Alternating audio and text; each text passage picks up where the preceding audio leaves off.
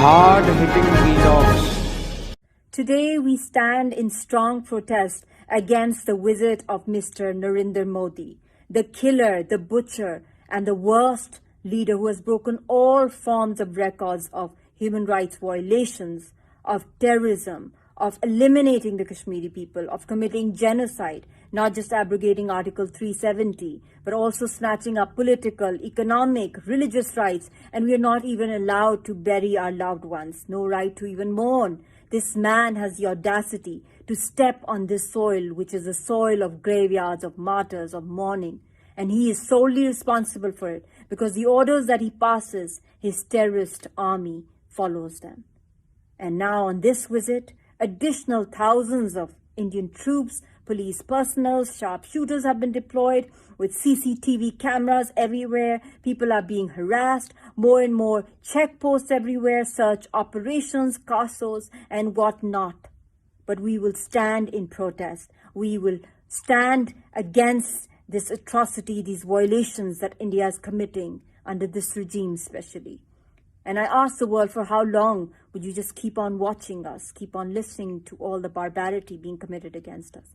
We are also part of this world. We exist on this planet. We demand accountability. And this man, this regime, these occupational forces, they have to be held accountable no matter what. And a day will come when, inshallah, they will be behind bars and be persecuted and punished for all the war crimes that they have done against humanity. 20,000 crore रुपए के project का लोकार्पण और शिलान्यास हुआ है। जम्मू कश्मीर के विकास को नई रफ्तार देने के लिए राज्य में तेजी से काम चल रहा है। इन प्रयासों से बहुत बड़ी संख्या में जम्मू कश्मीर के नौजवानों को रोजगार मिलेगा।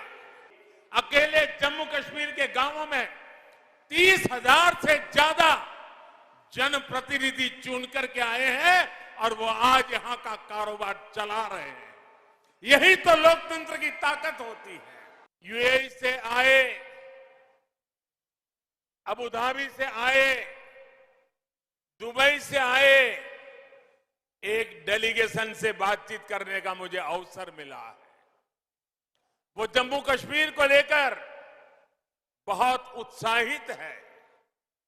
आप कल्पना कर सकते हैं, आजादी के 7 दशकों के दरमियान जम्मू कश्मीर में मात्र 17,000 करोड़ रुपए का ही प्राइवेट इन्वेस्टमेंट हो पाया था। 7 दशक में 17,000 और पिछले 2 साल के भीतर ये आंकड़ा 38,000 करोड़ रुपए पहुंचा है। दोस्तों, 38,000 करोड़ रुपए यहां इन्वेस्टमेंट के लिए प्राइवेट कंपनी आ रही है और इन्वेस्टर भी खुले मन से पैसा लगाने आ रहे हैं। पूरे राज्य में 5,000 करोड़ रुपया ही उनके नसीब होता था और उसमें लेह लद्दाख सब आ जाता था। इस बार बजट में जिलों के पास 22,000 करोड़ रुपए सीधे सीधे पंचायतों के पास विकास के लिए दिए जा रहे हैं। कहां 5,000 करोड़ और कहां 22,000 करोड़ रुपए ये काम हुआ है। भाइयों, मैं जम्मू कश्मीर के नौजवानों को कहना चाहता हूं, साथियों, मेरे शब्दों में भरोसा कीजिए। घाटी के नौजवान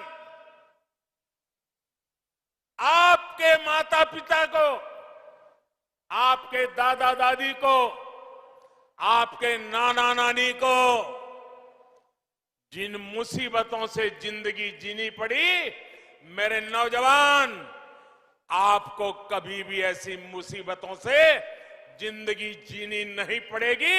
ये मैं करके दिखाऊंगा, ये मैं आपको विश्वास दिलाने आया हूं। हाँ तो भाई दोस्तों, आपने वीडियो क्लिप देखी होगी।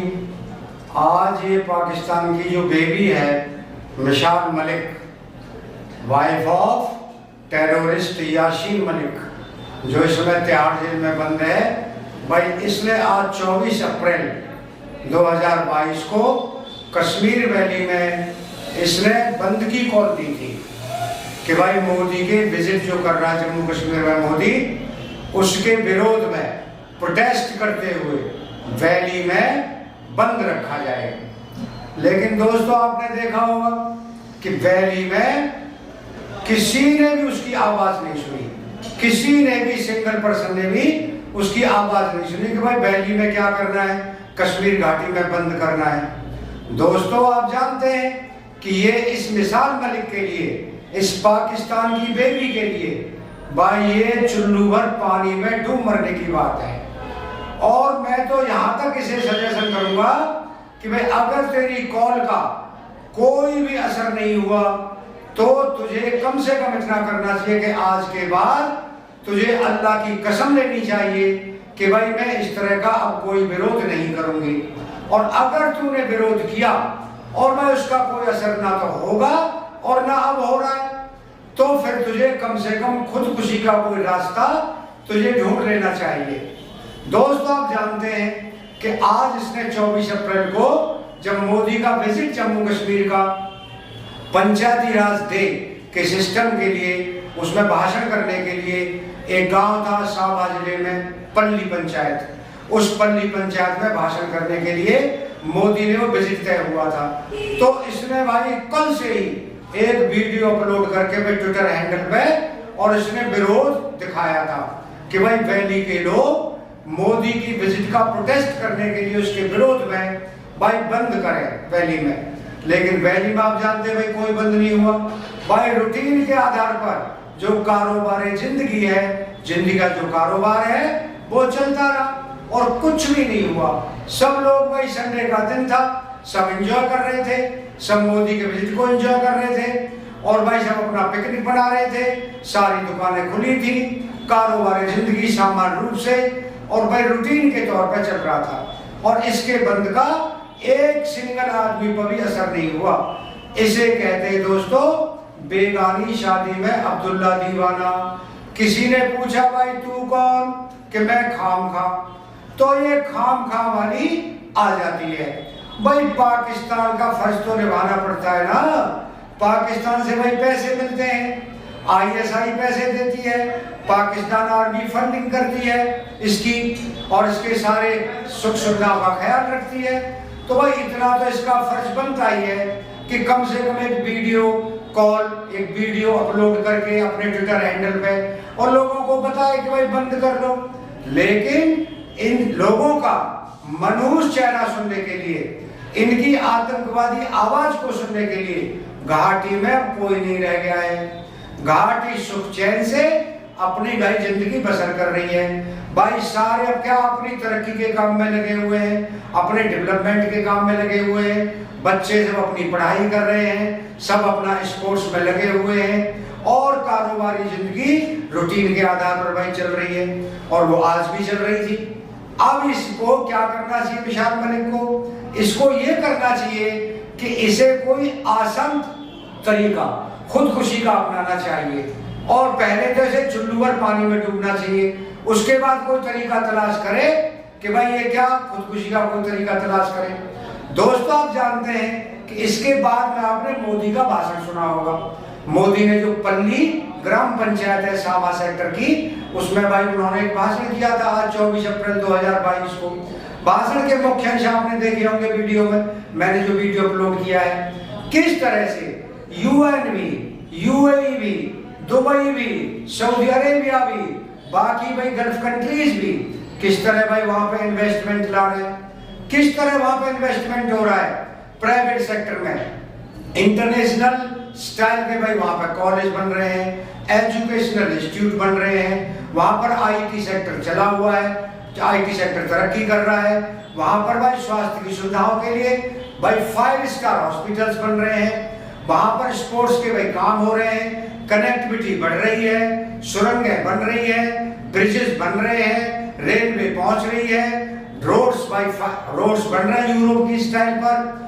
और भाई जम्मू कश्मीर के लोगों को क्या चाहिए, और भाई रोजगार के मौके, रोजगार की अपॉर्चुनिटीज भाई पैदा हो रही है और लोगों को रोजगार मिल रहा है। भाई मेरी माता है, मेरी बहनें हैं, मेरी बेटियां हैं जम्मू कश्मीर की, वो भाई अपने काम में लगी हुई है। और भाई वो स्टोन पेल्टर, क्या नाम है उसका, मसरत आलम, वो तो आप जानते हैं जेल में बंद है। और भाई आतंकवादियों की जो बड़ी बहन है ये, जो बहुत ज्यादा सहानुभूति रखती है आतंकवादियों से और पाकिस्तान से, भाई इनकी बहनें जो आपकी, क्या नाम है इनका, महबूबा मुफ्ती, भाई ये भी आजकल नजरबंद है। तो आप जानते भी कि मोदी के भाषण ने वहां पर इम्पैक्ट छोड़ा है, असर छोड़ा है। भाई इन्वेस्टमेंट आ रहा है, 38,000 करोड़ से लेकर के 70,000 करोड़ रुपए तक का इन्वेस्टमेंट इस समय जम्मू कश्मीर में आ चुका है प्राइवेट सेक्टर से। और दोस्तों आप जान रहे हैं सरकार भी वहां पर भाई कनेक्टिविटी बढ़ा रही है, हर गांव को पानी से, पीने के पानी से जोड़ रही है, हर गांव को सड़क से जोड़ा जा रहा है, हर गांव में भाई फैसिलिटी दी जा रही है, एजुकेशन का ख्याल रखा जा रहा है, हेल्थ फैसिलिटी मुहैया कराई जा रही है। और भाई जम्मू कश्मीर के लोग इस काम से भाई बहुत खुश हैं। और भाई पाकिस्तानी मनहूस लोगों का तो भाई वो चेहरा भी देखना नहीं चाहते, उनकी कोई सिंगल बात भी सुनना नहीं चाहते। फिर भी भाई ये मिसाल मलिक है, ये पता नहीं कहां से भाई अफीम का धुआं लेकर के, धुआं सूंघ करके, और पता नहीं किस चीज का धुआं सूंघ कर आती है, और भाई ये आकर के भारत के खिलाफ अनाप शनाप पकड़ने लगती है, भारत के खिलाफ जहर बोलने लगती है। इसे यूं शर्म नहीं आती इस महिला को, इस औरत को बिल्कुल भी गैरत, इस बात की बिल्कुल, इतनी बेगैरत महिला है ये, किसी यूं शर्म, तेरी बात तो कोई सुन नहीं रहा भाई, बात कोई सुन रहा हो, कोई तेरी बात पे क्या कर रहा हो, वो फॉलो कर रहा हो, कोई तेरी बात पे यकीन कर रहा हो कश्मीर में, जब तो एक में तेरे को बात कहने का कोई हक है, तू बोल भाई 2-4 आदमी तेरी बात सुन रहे, सिंगल आदमी भी भाई इस महिला की बात सुनने के लिए तैयार नहीं है। लेकिन आप जानते हैं भाई बेशर्मी की हद होती है, बेगैरती की हद होती है, निर्लज्जता की कोई हद होती है। तो ये जो है इतनी बेगैरत है कि आएगी और मुंह उठा करके, और ये भाई फटाफट ट्विटर पे बक देगी, कोई वीडियो अपलोड कर देगी, कोई पाकिस्तानी मीडिया को बाइट दे देगी, कुछ और बोल देगी, मतलब ये लगी हुई है। और इसे यूं नहीं पता इसका पति भाई जेल में है, 1 नंबर का हत्यारा, 1 नंबर का भाई किलर, 1 नंबर का दहशतगर्द, और वो त्यार जेल में बंद है भाई। और आप जानते भाई फांसी होनी है उसको, यानी अपनी आखिरी सांस तक वो जेल से बाहर आने वाला नहीं है। ये मैं आपको अभी बता देता हूँ। उसने जिस तरह हमारे एयरफोर्स के 4 ऑफिसर्स को मारा था और जिस तरह से कश्मीरी पंडितों पर उसने जुल्म किया, उस जुल्म की सजा उसे मिलकर रहेगी, फांसी। और वे आप जानते हैं, और उसे वही तिहाड़ में उसे दफन किया जाएगा अफजल गुरु की तरह। और भाई वो क्या नाम था उसका, बट था, उसकी तरह इसको वहीं पर क्या किया जाएगा, दफन किया जाएगा। ये अब बाहर निकलने वाला नहीं है।